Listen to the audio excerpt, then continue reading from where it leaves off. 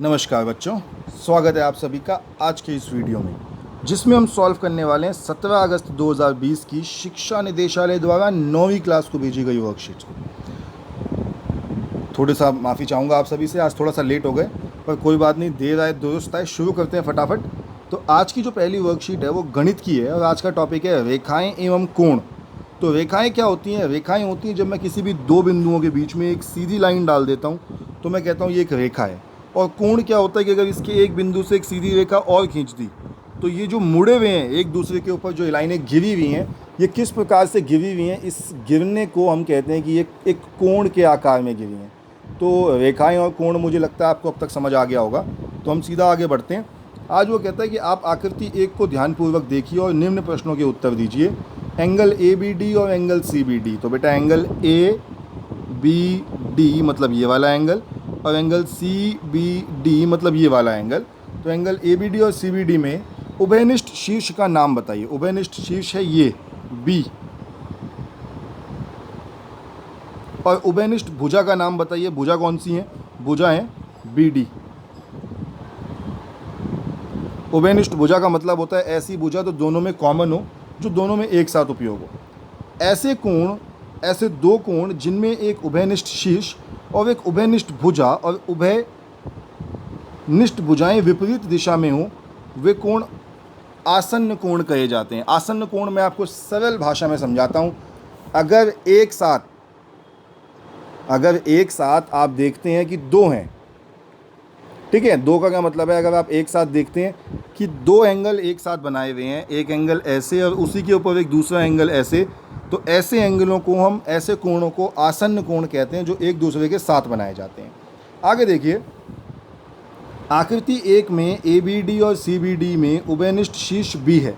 तो उभयनिष्ठ शीर्ष जो है वो ये बी है, और उभयनिष्ठ भुजा बी डी जो मैंने आपको बताई दी थी कि उभयनिष्ठ भुजा बी डी है, इसलिए एंगल ए बी डी और एंगल सी बी डी आसन्न कोण कहलाएंगे। तो ये जो दो कोण हमने यहाँ पे पढ़े थे, ये दोनों कोण आसन्न कोण। आगे देखते हैं। आगे वो कहते हैं कि आकृति दो में आसन्न कोण का नाम बताइए। तो बेटा आकृति दो में आराम से हमें दिख रहे हैं कि यही दो कोण हैं, पी क्यू एस और आर क्यू एस, ये लिखा हुआ है इनका नाम, ये आपके आसन्न कोण है। और हमें दिख रहा है कि इन दोनों को, ये जो कोण है, ये पी क्यू आर जो बड़ा कोण है, ये 90 डिग्री का है। तो जब भी ऐसा होता है, एक कोण 90 डिग्री का होता है, तो इसको हम कहते हैं कि ये एक पूरक कोण है। पूरक कोण का मतलब होता है ऐसा कोण जिसके अंदर विभिन्न कोणों का योग 90 डिग्री हो। आकृति 3 में आसन्न कोणों का नाम बताइए। तो अभी आकृति 3 है, इसके अंदर आसन्न कोण कौन कौन से बेटा? आसन्न कोण इसके अंदर दिखेगा एम एन ओ और पी एन ओ। बस आपको ये देखना कि जो पड़ोसी कोण होते हैं उनको आसन्न कोण कहते हैं। अब अगर पड़ोसी कोण ऐसे 90 डिग्री का बन जाए तो ये पूरक कोण हो जाएंगे। और अगर यहाँ मैं ध्यान से देखूँ तो ये एम एन पी एक सीधी रेखा है। सीधी रेखा में जो बने हुए कोण होते हैं उनका योग होता है 180 डिग्री। और जो दोनों कोण है वो कौन कौन से? एम एन ओ और पी एन ओ। ठीक है, जब दो आसन्न कोणों का योग षटकोण होता है तो वे दोनों कोण संपूरक कोण कहलाते हैं। तो 180 वाले हो जाएंगे संपूरक कोण और 90 वाले हो जाएंगे पूरक कोण, सिर्फ सम का फर्क पड़ जाता है। तो आकृति 3 में हमने देखा कि उभयनिष्ठ भुजा एम एन और एन पी से मिलकर एक सीधी रेखा बनती है। इसको बेटा रैखिक युग्म भी कहते हैं। जब एक सीधी रेखा में दो कोण होते हैं, जैसे इस सीधी रेखा में दो कोण कौन से हैं? ये लाइन खींची है हमने, एक कोण ये बन गया, एक कोण ये बन गया, तो इसको हम कहते हैं कि ये आपका एक रैखिक युग्म है। आगे बढ़ते हैं। तो आपको अभ्यास के प्रश्न दिए हैं। पहला प्रश्न है कि दिए गए कोणों का पूरक कोण निकालिए। तो बेटा मैंने सॉल्व कर रखा है। पूरक कोण निकालना है 70 का, तो दो पूरक कोणों का योग 90 होता है। तो 70 का कैसे निकलेगा? 90 माइनस 70 20 हो जाएगा, क्योंकि 70 तो आपको दे रखा है, दूसरा क्या होगा? 20। 45 दे रखा है तो दूसरा क्या होगा? 90 माइनस 45 45। 40 दे रखा है तो 90 माइनस 40 50। 60 दे रखा है तो 90 माइनस 60 30। ऐसे ही संपूरक कोण निकालना है दूसरे प्रश्न में, तो 100 डिग्री दे रखा है और लिखा है कि दो, मैंने लिख दिया है देखो, दो संपूरक कोणों का योग 180 होता है। तो अगर एक 80 है तो दूसरा कितना होगा? 180 माइनस 100 80। एक 90 है तो दूसरा होगा 180 माइनस 90 90। एक 60 है तो 180 माइनस 60 120। एक 30 है तो दूसरा 180 माइनस 30 150।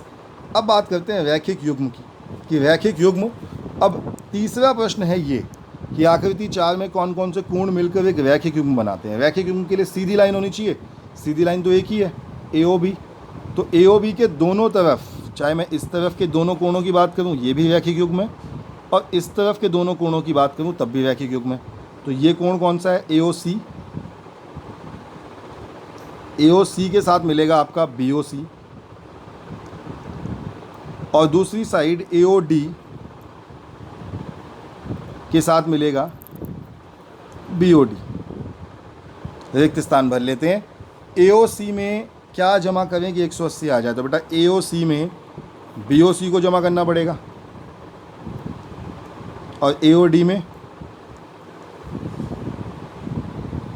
BOD को जमा करना पड़ेगा, AOD में BOD। सॉल्व भी कर दिया मैंने यहाँ पे। तो ये आपके सामने पूरे आंसर है बेटा आपके आज की मैथ्स की वर्कशीट के। 3 तक की गिनती तक का टाइम दूंगा, उसके बाद आगे बढ़ेंगे सीधा फटाफट।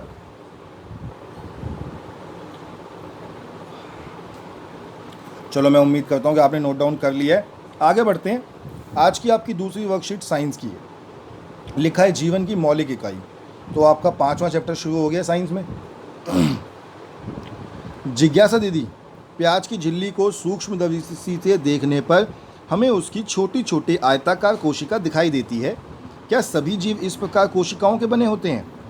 तो दीदी, अब ज्ञान ने दीदी से पूछा कि क्या दीदी सभी के सभी जो कोशिकाएं होती हैं वो ऐसी छोटी होती हैं, क्या सभी चीज़ें कोशिकाओं की बनी होती हैं? तो जिसके आंसर में जो जिज्ञासा दीदी है, उन्होंने उसे बताया कि हाँ, जितनी भी जीवित चीज़ें होती हैं बेटा, वो सारी जीवित चीज़ें कोशिकाओं की बनी हुई होती हैं। अगर जीवित चीज़ जीवित है तो वो कोशिका की बनी होगी। यही खास बात है कि जीवित वस्तुएं कोशिका की बनी हुई होती हैं। फिर आगे उन्होंने बताया कि सभी जीव छोटी छोटी संरचनाओं से बने होते हैं, जिन्हें कोशिका कहते हैं। कोशिका जीवन की मूलभूत क्रियात्मक और संरचनात्मक इकाई होती है, क्योंकि जीवों में सभी कार्य एवं संरचना कोशिका ही प्रदान करती है। जीव 2 प्रकार के होते हैं, एक कोशिका वाले जीव जैसे अमीबा, बैक्टीरिया, पैरामीशियम, और बहुकोशिका वाले जीव जैसे पादप, जंतु, कवक। तो सिंपल सी चीज़ है बेटा कि जो जीव होते हैं वो हमारे आसपास 2 तरीके के होते हैं, एक कोशिका वाले और एक बहुकोशिका वाले। एक कोशिका वाला जो होता है, जो जीव सिंपल सरल एक कोशिका का बना हुआ होता है, जबकि बहुकोशिका वाले जीव का मतलब क्या होता है, जो एक से ज़्यादा कोशिकाओं का बना हुआ होता है। एक से ज़्यादा कोशिकाओं का क्या मतलब है? एक से ज़्यादा कोशिकाओं का मतलब है कि वो एक से ज़्यादा कोशिका उसके अंदर होती है, वो एक से ज़्यादा कोशिका का उपयोग करके अपना भोजन बनाता है। आगे, अब बहुकोशिका जैसे हम हैं, तो हम बहुकोशिकीय जीव हैं। हमारा शरीर बहुत सारी कोशिकाओं को मिलके बना होता है, लगभग 2 बिलियन कोशिकाओं को मिलके हमारा शरीर बनता है। तो क्योंकि हमारा शरीर इतनी सारी कोशिकाओं को मिलके बनाया जाता है, इसीलिए हमारे शरीर की जो संरचना है वो बाकियों से अलग होती है। और एक चीज़ और भी खास होती है हमारे शरीर में। क्या खास होती है हमारे शरीर में? हमारे शरीर में एक चीज़ ये खास होती है कि हमारे शरीर में हर एक हिस्से का अपना एक काम होता है, और हर हिस्सा उस काम को बखूबी करता है। जैसे मेरे हाथों का काम चीज़ों को पकड़ना है, हाथों की कोशिकाओं का काम हाथों को बचा के रखना है। तो अगर मैं किसी गर्म चीज़ को छू लूँगा तो मेरे हाथों की कोशिकाएं मुझे बताएंगी कि वो चीज़ गर्म है। आगे बढ़ते हैं। दीदी, क्या सभी कोशिकाएं एक जैसी होती हैं? तो ज्ञान का अगला प्रश्न है कि क्या सभी कोशिका एक जैसी होती है, कुछ अलग अलग भी होता है? तो दीदी बताती कि नहीं ज्ञान, संरचना के आधार पर कोशिकाएं 2 प्रकार की होती हैं। प्रोकैरियोटिक कोशिका, इन सरल कोशिकाओं में केंद्रक झिल्ली नहीं होती जैसे बैक्टीरिया। तो हम यूकेरियोटिक कोशिकाओं को पुरानी कोशिकाएं भी कह सकते हैं, जबकि प्रोकैरियोटिक कोशिकाओं को पुरानी कोशिकाएं भी कह सकते हैं, और यूकेरियोटिक कोशिकाओं को नई कोशिकाएं कहते हैं। इन जटिल कोशिकाओं में केंद्रक व कोशिका अंगक झिल्ली युक्त होता है। ये भी 2 प्रकार की होती है। तो यूकेरियोटिक कोशिकाएं भी 2 प्रकार की होती हैं, पादप यूकेरियोटिक कोशिका और जंतु यूकेरियोटिक कोशिका। आगे बढ़ते हैं प्रोकैरियोटिक कोशिकाओं के बारे में।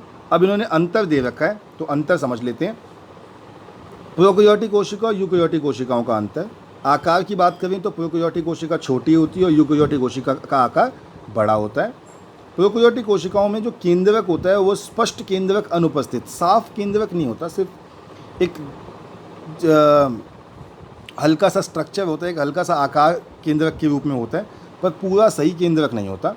जबकि यूकेरियोटिक कोशिकाएं, हमारे शरीर की कोशिकाएं, केंद्रक उपस्थित होता है। केंद्रिकाय उपस्थित होता है, इसमें केंद्रिका उपस्थित होता है। विशिष्ट अंगक अनुपस्थित, विशिष्ट झिल्ली युक्त अंगक जो होते हैं इसमें वो उपस्थित होते हैं, ये लिखा है। फिर है सिर्फ एक क्रोमोसोम, एक से अधिक क्रोमोसोम, उदाहरण इसका बैक्टीरिया, इसका पादप जंतु। आगे दूसरी तरफ है कि सबसे पहली कोशिका की खोज रॉबर्ट हुक ने की थी और ल्यूनवेहक ने सबसे पहली जीवित कोशिका का पता लगाया था। कोशिका सिद्धांत कि सभी जीव कोशिकाओं के बने होते हैं, ये कोशिका सिद्धांत जो है वे पूर्ववर्ती पहले वाली कोशिकाओं से बने होते हैं, ये कोशिका सिद्धांत भी दिए गए थे। अब इसमें एक नीचे छोटा सा डायग्राम दिया माइक्रोस्कोप का, वो देख लीजिए। वैसे मैं कहूँगा इंटरनेट पे इससे अच्छे डायग्राम अवेलेबल है, आप उस पर भी हेल्प ले सकते हैं इंटरनेट की। आगे बढ़ते हैं, निम्न प्रश्नों के उत्तर दीजिए। पहला है कोशिका की परिभाषा लिखिए। तो बेटा कोशिकाएं सभी जीवित चीज़ों की बुनियादी निर्माण खंड हैं। जो कोई भी जीवित, जितनी भी जीवित चीज़ें हैं उनकी बुनियादी निर्माण खंड कोशिकाएं होती हैं। दूसरा प्रश्न है कि प्रोकैरियोटिक कोशिका और यूकैरियोटिक कोशिकाओं में अंतर करना है। तो आपके सामने मैंने अंतर कर रखा है और अभी 2 मिनट पहले आपको पूरा ये आंसर मैंने समझाया है, 2 मिनट भी नहीं हुए उस बात को। तो मुझे लगता है दोबारा आंसर समझाने का कोई तुक नहीं है, आप नोट डाउन कर सकते हैं। तीसरा है कि रॉबर्ट हुक ने सबसे पहली कोशिका की खोज की थी। प्रश्न था कि सबसे पहली कोशिका की खोज किसने की और कैसे। तो रॉबर्ट हुक ने सबसे पहली कोशिका की खोज की थी। उन्होंने लकड़ी के जो कॉर्क होते हैं, लकड़ी के कॉर्क का एक छोटे से टुकड़े को माइक्रोस्कोप में नीचे देख के और कोशिका की खोज की थी। चौथा प्रश्न है कि एक कोशिका और बहुकोशिकीय जीवों के उदाहरण सहित व्याख्या कीजिए। तो कर देते हैं। एक कोशिकीय जीव केवल एक कोशिका से बना होता है जो जीव के लिए आवश्यक सभी कार्यों को पूरा करता है, जैसे बैक्टीरिया, प्रोटिस्टा या खमीर। बहुकोशिकीय जीव जीव द्वारा आवश्यक कार्यों को करने के लिए कई अलग अलग कोशिकाओं का उपयोग करते हैं। तो मैंने आपको अभी बताया भी था कि एक कोशिका वाले जीव में एक ही कोशिका होती है और वही उसके जीवन का आधार होता है। बहुकोशिकीय वाले जीव में ऐसा नहीं होता। बहुकोशिकीय वाले जीव में अलग अलग कोशिकाएं होती हैं और अलग अलग कोशिकाएं जीव के शरीर में अलग अलग कार्यों को पूरा करती हैं। तो चलिए बच्चों, ये आपकी आज की साइंस की वर्कशीट भी पूरी हो गई है। अब देखते हैं आपकी आज की अगली वर्कशीट किस चीज़ की है साइंस के बाद। तो आपकी आज की अगली वर्कशीट हिंदी की है। हिंदी में है सांवले सपनों की याद नामक पाठ डायरी शैली में लिखा गया संस्मरण है। संस्मरण गद्य साहित्य की एक विधा है। संस्मरण का मतलब होता है किसी को याद करके लिखना, जिसमें अपनी स्मृति को शाब्दिक अभिव्यक्ति दी जाती है। इस पाठ में लेखक जाबिर हुसैन ने प्रसिद्ध पक्षी वैज्ञानिक सलीम अली को 1918 ईस्वी में उनकी मृत्यु होने पर उन्हें याद करके हुए उनका व्यक्ति चित्र प्रस्तुत किया। इस गद्यांश को ध्यानपूर्वक पढ़कर प्रश्नों को उत्तर दीजिए। तो कोई एक साइंटिस्ट हैं, वैज्ञानिक हैं, पक्षी वैज्ञानिक सलीम अली, तो उनके बारे में लिखा गया है। सुनहरे परिंदों के खूबसूरत पंखों पर सवार सांवले सपनों का एक हुजूम मौत की खामोश वादी की तरफ अग्रसर है। कोई रोक टोक सके कहाँ संभव है। इस हुजूम के आगे आगे चल रहे हैं सलीम अली। तो सलीम अली हुजूम के आगे आगे चल रहे हैं, पक्षियों के हुजूम के आगे। अपने कंधों पर सैलानियों की तरह अपने अंतहीन सफ़र का बोझ उठाए, लेकिन यह सफ़र पिछले तमाम सफ़रों से भिन्न है। भीड़ की ज़िंदगी और तनाव के माहौल से सलीम अली की यह आखिरी पलायन है। मतलब सलीम अली मर गए हैं तो वो शायद आखिरी उनकी यात्रा है। अब तो वह इस वन पक्षी की तरह प्रकृति में विलीन हो गए हैं जो ज़िंदगी की आखिरी गीत गाने के बाद मौत की गोद में जा बसाओ। कोई अपने जिस्म की हराकत और दिल की धड़कन देकर अपने अंतहीन सफ़र का बोझ उठाए, लेकिन धड़कन देकर भी उसे लौटाना चाहे तो पक्षी अपने सपनों का गीत दोबारा कैसे गा सकेगा। तो मतलब वो बिल्कुल मर गया तो वो अब दोबारा जिंदा नहीं हो सकते। मुझे नहीं लगता कोई इस सोए हुए पक्षी को जगाना चाहेगा। वर्षों पूर्व खुद सलीम अली ने कहा था कि लोग पक्षियों को आदमी की नज़र से देखना चाहते हैं, वह उनकी भूल है। ठीक उस तरह जैसे जंगलों में, पहाड़ों, झरनों और आबशारों को प्रकृति की नज़र से नहीं आदमी की नज़रों से देखने में उत्सुक रहते हैं। तो बेटा ये इन साइंटिस्ट के बारे में पूरी जीवनी उनकी समझा दी गई है। तो आगे पढ़ते हैं। पहला प्रश्न है कि हुजूम में सबसे आगे आगे कौन चल रहे थे। तो आंसर तो आपको पता ही है कि हुजूम में सबसे आगे आगे सलीम अली चल रहा था। मैंने रहा था लिख दिया, आप थोड़ा तमीज़ से लिखना, रहे थे। अगला प्रश्न है कि सलीम अली किस तरह प्रकृति में विलीन हो गए। तो लिखा है कि सलीम अली वन पक्षी की तरह प्रकृति में विलीन हो गए, जैसे वन में पक्षी होता है बिल्कुल उस तरीके से। तीसरा प्रश्न है सलीम अली के अनुसार लोगों की क्या भूल थी। तो बेटा आंसर लिखा है सलीम अली के अनुसार लोगों के द्वारा पक्षियों, जंगलों, पहाड़ों, झरनों और आबशारों को आदमी की नज़र से देखते हैं। जो लोग होते हैं वो आदमी की नज़र से देखते हैं, प्रकृति की नज़र से नहीं। यह उनकी सबसे बड़ी भूल है। चौथा प्रश्न है कि वह वन पक्षी दोबारा गीत क्यों नहीं गा पाएगा। तो बेटा वह वन पक्षी मौत की गोद में जाने के कारण दोबारा गीत नहीं गा पाएगा, क्योंकि हमने पढ़ा कि सलीम अली एक वैज्ञानिक हैं, वो मर गए हैं, मतलब उनकी आखिरी यात्रा है, तो वो अब दोबारा वैसा गीत नहीं गा सकते क्योंकि आखिरी यात्रा में जा रहे हैं। इसीलिए वो शायद दोबारा गीत नहीं गा पाएंगे। पांचवा प्रश्न है कि अपने आसपास किसी पक्षी के बारे में जानकारी इकट्ठा कर उसके बारे में लगभग 100 शब्दों में लिखिए। तो मेरे आसपास जो पक्षी सबसे ज़्यादा बेटा मुझे दिखता है वो है कबूतर। वैसे कौवा भी दिखता है, पर कौवे के बारे में लिखने की मेरी इच्छा नहीं थी, इसीलिए मैंने कबूतर के बारे में लिखा।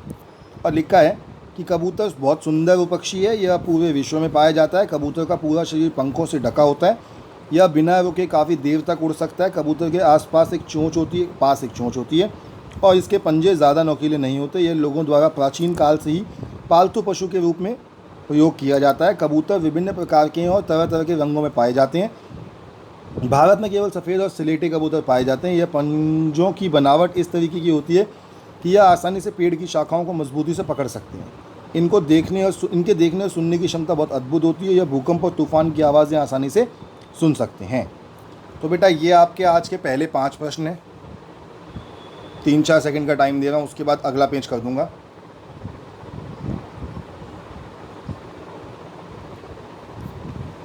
ये आपका दूसरा पेज हो गया।